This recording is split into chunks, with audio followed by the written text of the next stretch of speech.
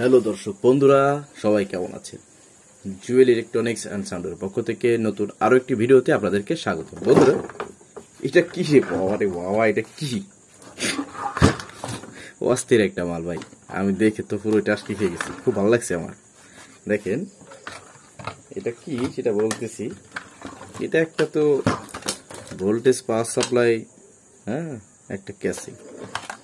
এর ভিতরে আছে আমাদের কম্পিউটার পিসির সিপিইউর প্রসেসরের হিটসিং। আচ্ছা, এই পাশে একটা কি যেন আছে, এটা মেবি রেকটিফায়ার হবে, যাই হোক, একটা ট্রান্সফর্মার ইত্যাদি। তো এই যে মাল ভাইরে ভাই, আমি তো পুরো এটা আজকে হয়ে গেছি। এখন রাত বাজে 1টা প্লাস 2টার কাছাকাছি ভাই। আমি একা একা হাসতেছি দোকানে। অবস্থাটা কি ভাই, রিপেয়ারের কাজে আইসে যে কত কিছু দেখলাম জীবনে, এটা তার মধ্যে অন্যতম ছিল। সেরা ছিল কিন্তু অস্থির মাল, সেই পিনিক মামা। তো বন্ধুরা দেখি, এটাকে আসলে একটা ব্যাটারি চার্জার বানাইতে হবে। এটা পুরাতন ছিল আমার এক ভাইয়ের, রবুল নামে এক ভাইয়ের। ও বলছে ভাইটাকে দিয়ে আমার একটা চার্জার বানা দাও, আর কি কি লাগে। তো এটাকে এখন আজকে ভিডিও টপিক হচ্ছে একটা পুরাতন জিনিস আমরা কিভাবে চেক করব। তো প্রথমে আসলে এটার যে অবস্থা, এটাকে মোটামুটি একটু পরিষ্কার করে নিতে হবে। বন্ধুরা, এটাকে বাইরে থেকে আমি পরিষ্কার করে নিলাম। তো এটার যে অবস্থা, এখন এটাকে বাইরে থেকে, যেহেতু পুরাতন মাল, আর এইগুলো আপনারা কিভাবে চেক দিবেন সেটা আজকে আমি আপনাদেরকে দেখাবো। আশা করি আপনাদের উপকার হবে। এটা কিন্তু ভালো মানের একটা হিটসিন, হাসলেও এটা কিন্তু ইয়ে আছে, হ্যাঁ, এটা যে সিপিইউটা ছিল এটা অনেক বেশি হট হতো, গরম হতো। তো যাই হোক, এই যে রেকটিফায়ারটা রয়েছে, এটা আমি লাইন চাচ্ছি না, এটাকে আমি ডিরেক্ট সবকিছু কেটে নিচ্ছি আগে থেকে, যেহেতু চেক দেবো। হ্যাঁ, হচ্ছে বিষয়। এটা একটা স্ক্রু আছে, স্ক্রুটা খুলে ফেলতে হবে, তারপর এটাকে চেক দিতে হবে, যেহেতু এটাতে একটা চার্জার বানাতে হবে। তো আমি এটাকে খুলে নিলাম। বন্ধুরা, ক্যাসিংটার প্রয়োজন নাই, হয় ওই যা মাল সে নিয়ে যাবে, না হয় কাজটাই দিয়ে দেবো।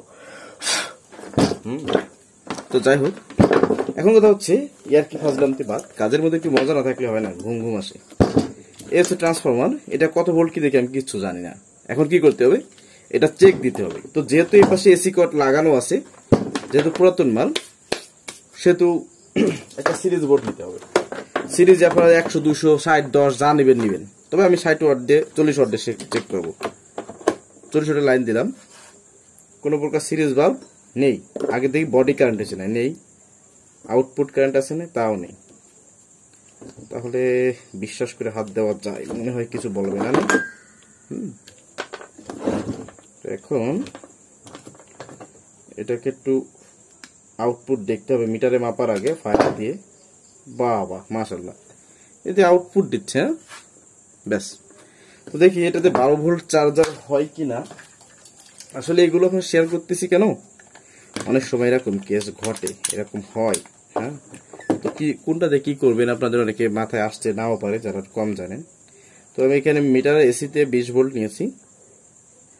দেখুন 14.60 ভোল্ট দেখাচ্ছে। তো এটা ওয়াটটা বাড়িয়ে দিই 240 ওয়াটে, তো 14.74। তো এই মুহূর্তে যদি আমি কারেন্টের ভোল্টেজটা দিই, কারেন্টের ভোল্টেজটা এই মুহূর্তে আমার কত আছে এখানে, 244। তো 14.74, 244-এ অবশ্যই এটা যখন 220-এ আসবে, তখন 13, 13.5, 14-এর কাছাকাছি ভোল্টেজ থাকবে। এভারেজলি এটা দিয়ে 12 ভোল্ট ব্যাটারি তৈরি করা যাবে। তো এটা সময়টা দেখে ভালো মনে হচ্ছে, এটা দিয়ে সামনে একটা ভালো মানের ব্যাটারি চার্জার অটোকার সহ তৈরি করা হবে বলে আশা রাখতেছি। ওর সাথে কথা বলতে হবে, কয়টা কি খরচা আসবে ইত্যাদি। তো হচ্ছে বিষয়। তো এটা কি, কোথা থেকে এলো, আমি একটা জিনিস বুঝলাম না বন্ধুরা, যে এই যে হিটসিনটা এই রেখা লাগানো ছিল, আমি বুঝলাম না এটা কেন কি ভাই। আপনারা কি বুঝে থাকলে অবশ্যই কমেন্টে জানাবেন, জেনুইন কমেন্টে জানাবেন। এটা অনুরোধ থাকলো আপনাদের প্রতি, যারা ভিডিওটা দেখবে, বিশেষ করে আমার সাবস্ক্রাইবার ভাইরা। হ্যাঁ, কারণ যারা সাবস্ক্রাইব করেছেন তো ভাই হিসেবে গ্রহণ করেছেন, আর ভাই হিসেবে যখন গ্রহণই করেছেন দাবি তো থাকবে না। এটা ঠিক আছে, এটা একটা মেটাল ভালো মানের রেকটিফায়ার, এটা ঠিক আছে। তো যে মিস্ত্রি করেছিল এটা অনেক সুন্দর করেছে, ভালো করেছে, কিন্তু এইটা কি ভাই আমার মাথায় আসে না। আপনাদের মাথায় আসলে অবশ্যই আমাকে জানাবেন। তো ভিডিওটার মধ্যে রাখতেছি, মূলত কথা ছিল এই এরকম কিছু কিছু মাল মানে মাঝে মধ্যে আপনাদেরকে দেখানো আসলে উচিত। হ্যাঁ, যে টেকনোলজি আগে আমরা কইছিলাম, এখন কই আসছি। আমাদের কিন্তু এরকম হওয়া উচিত। ঠিক আছে, ভালো এই যে কাজ করছে সে ভালো, কিন্তু এইটা কেন দিল আমি এটাই বুঝলাম না। এইটা আমার দাবি, এটা কেন দিল। তো আজকে ভিডিও পর্যন্ত, আল্লাহ হাফেজ।